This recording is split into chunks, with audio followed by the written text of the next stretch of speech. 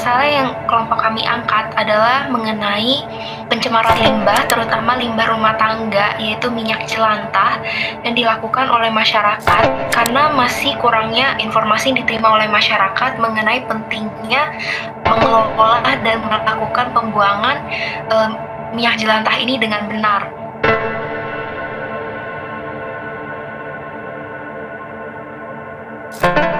Dan setelah kelompok kami research, minyak jelantah pun itu sangat berbahaya jika kita buang secara sembarang. Karena minyak ini digolongkan sebagai limbah 3B yang merupakan kepanjangan dari bahan berbahaya dan beracun. Nah, dari namanya pun hal ini sudah menunjukkan bahwa minyak jelantah itu merupakan salah satu bahan yang jika kita buang secara sembarang dapat sangat berdampak buruk kepada lingkungan.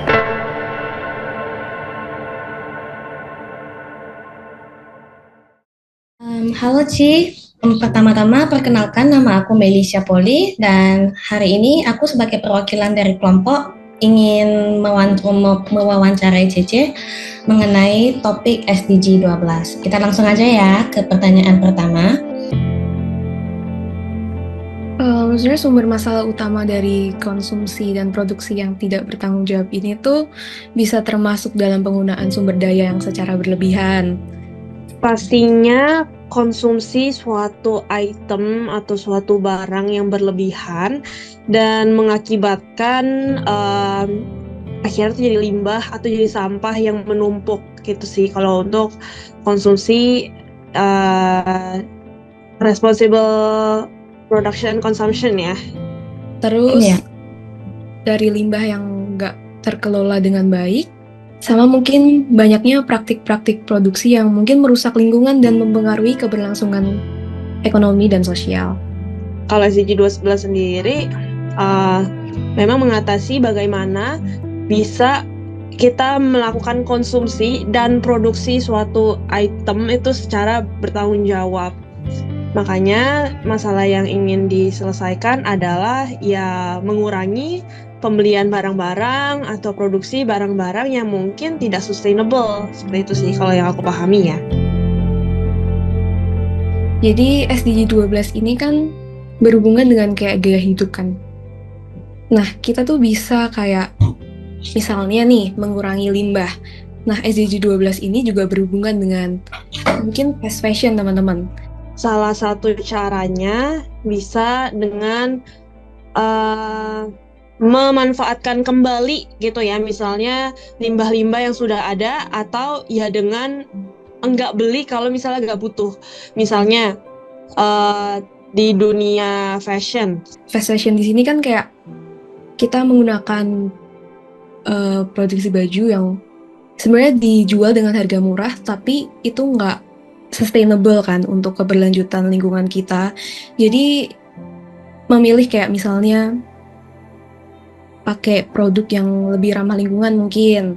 Kita kan sering beli baju yang mungkin menurut kita bagus atau modenya sekarang ini. Jadi kita beli dan akhirnya baju-baju yang lama-lama jadi gak dipakai atau akhirnya dibuang gitu kan. Jadi akhirnya ya sampah-sampah limbah-limbah fashion itu menumpuk. Salah satu cara untuk mengatasi dari sampah fashion tersebut adalah dengan misalnya rental pakaian, seperti itu, rental pakaian dengan ya kalau misalnya ada event-event besar gitu, misalnya kalau kondangan ya kita nggak perlu beli dress, kita cukup dengan sewa dan nanti kita kembalikan gitu, jadi bisa dipergunakan kembali baju tersebut, kurang lebih seperti itu. Terus kita juga bisa mengikuti kayak kampanye-kampanye yang berhubungan juga dengan SDG 12. Terus kita bisa melakukan reduce, reuse, recycle dari sampah plastik mungkin. Lalu mungkin kalau berhubungan dengan topik kalian seperti minyak jelantah itu, kan di sini aku sebagai anak rantau juga ya teman-teman. Jadi di sini aku juga masih sering pakai minyak, masih sering masak nih. Nah biasanya tuh untuk minyak sendiri ini aku nggak langsung buang sih untungnya. Jadi aku kayak beli plastik, tapi plastik ini bukan plastik yang susah untuk didaur ulang gitu loh. Sampah yang bisa gampang didaur ulang kan sekarang ada yang dari ubi-ubian itu kan. Ya, itu. Nah, kita pakai itu buat buang sampah minyaknya. Gitu. SDG 12 ya lagi-lagi kan ngebahas responsible production and consumption. Tentunya dengan menerapkan SDG ke-12 ini, kita bisa menekan yang namanya produksi suatu barang atau suatu item yang berlebihan, dan juga ya konsumsi yang berlebihan juga gitu. Karena anggaplah satu manusia itu gak perlu barang sebanyak itu loh, kayak kita bisa beli secukupnya, atau ya seperti yang tadi kita bisa sewa sesuatu barang yang kita perlukan aja gitu loh. Mungkin mendorong praktik konsumsi dan produksi yang lebih berkelanjutan kali ya. Misalnya kita kayak penggunaan bahan baku yang ramah lingkungan, terus kita bisa mengelola limbah dengan lebih baik, dan mungkin bisa tuh, sekarang kan zaman udah semakin maju ya, mungkin kita bisa mengadopsi kayak teknologi-teknologi baru gitu yang bisa bikin lingkungan tuh lebih baik lagi gitu. Pastinya pendidikan lingkungan tuh penting banget ya buat kita semua. Karena pendidikan lingkungan ini mungkin bisa menjadi awal untuk meningkatkan kesadaran dan pemahaman masyarakat terkait nih dampak dari konsumsi dan produksi yang nggak bertanggung jawab. Terutama untuk SDG 12 sendiri, ini kan cukup enggak gitu familiar, karena ya mungkin orang-orang merasa ya gue beli terus ya udah gitu loh. Jadi sampahnya juga bingung mau diapain. Jadi ketika SDG 12 ini diajarkan di sebuah pelajaran mungkin yang terkait lingkungan, itu juga bisa membuka mata banyak orang, terutama para siswa atau mahasiswa yang diajarkan terkait hal tersebut.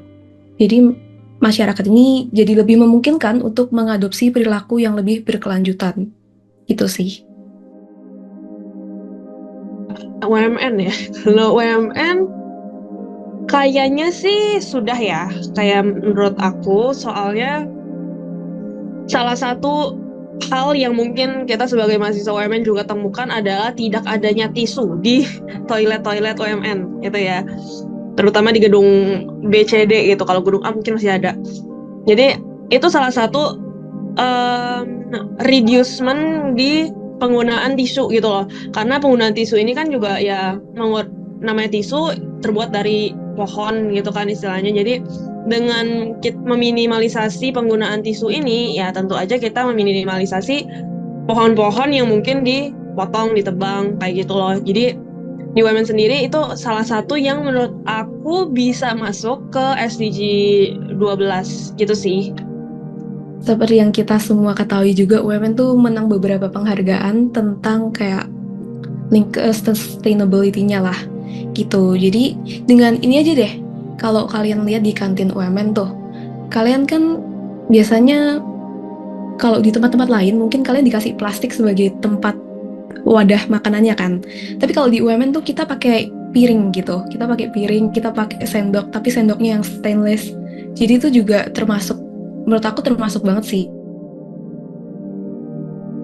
Untuk UMN Eco sendiri, iya sih, UMN Eco tuh banyak kerjasama sama NGO yang berhubungan gitu dengan SDG 12. Non-governmental organization, NGO, ya, yang bergerak di bidang lingkungan pastinya. Dan Yayasan Kehati ini gak hanya fokus kepada penanaman pohon dan lain-lain. Kalau diperhatikan dan ditilik lebih dalam gitu, Yayasan Kehati ini benar-benar menerapkan hampir seluruhnya dari SDG, dari 12 SDG itu kalau aku lihat ya. Cuma untuk detailnya sendiri, apa yang diterapkan dalam SDG 12 aku kurang tahu gitu. Sebenarnya aku kurang tahu juga sih kayak tepatnya NGO-nya tuh apa. Tapi yang di sini tuh kita biasanya kita kolaborasi sama NGO itu tuh buat ngadain seminar, terus bisa ngadain workshop gitu-gitu.